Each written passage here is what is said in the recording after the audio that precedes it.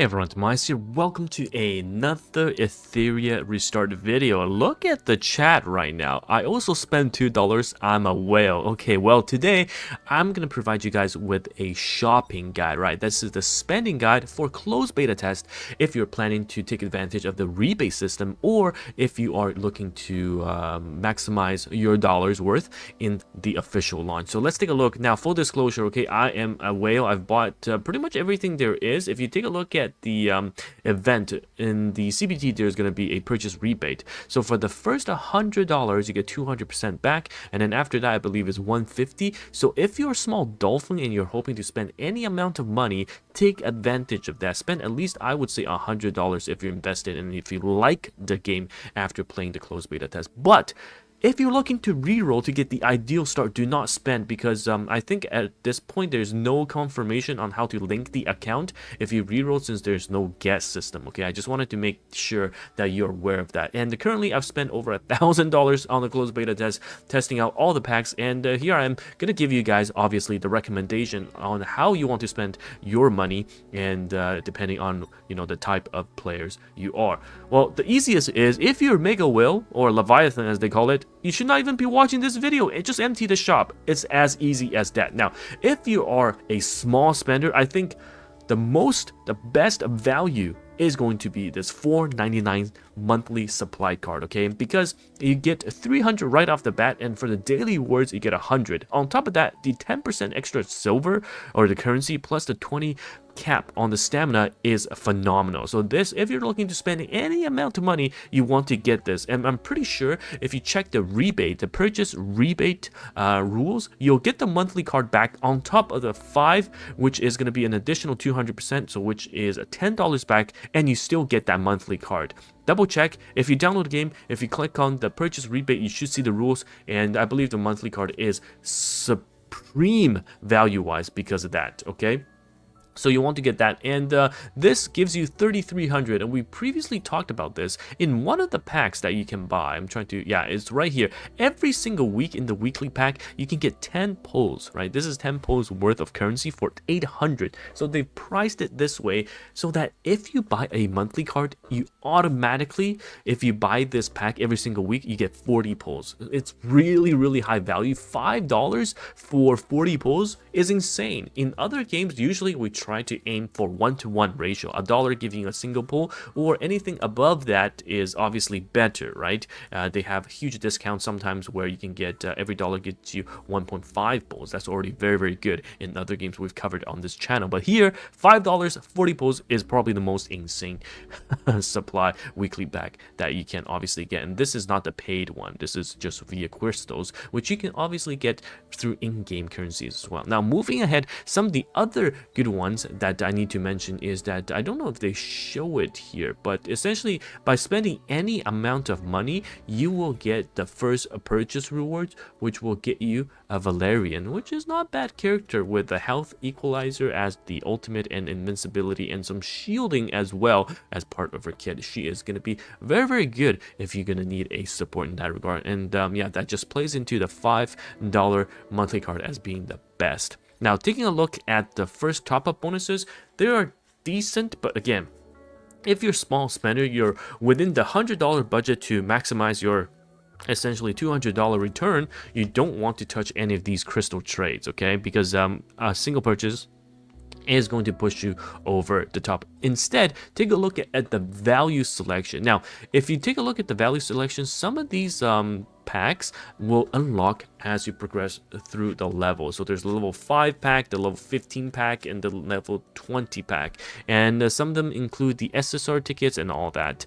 And honestly, for me personally, I would say if you take a look at the price, the easiest rule of thumb is if it's under $5, if it's under $1, and they slap it with the 2,000% value, 800% value, they are worth a lot more than the Omega Whale packs that are, 500 and 350%, but are sitting in the $15 or the $50 range. So if you're a smaller spender, then you definitely want to get the free ones and the $1 one, the $5 one, okay? And then wait as you level up, because as you level up, you will unlock these level packs, which are usually a lot better. Okay, and if there is one pack that you are a big spender and you're thinking about that I think is quite nice, is of course the beginners pack Quantum, because it guarantees an SSR. Now the $5 version gives you a rainbow ticket that is guaranteed an SR, and there's a 15% chance, I believe,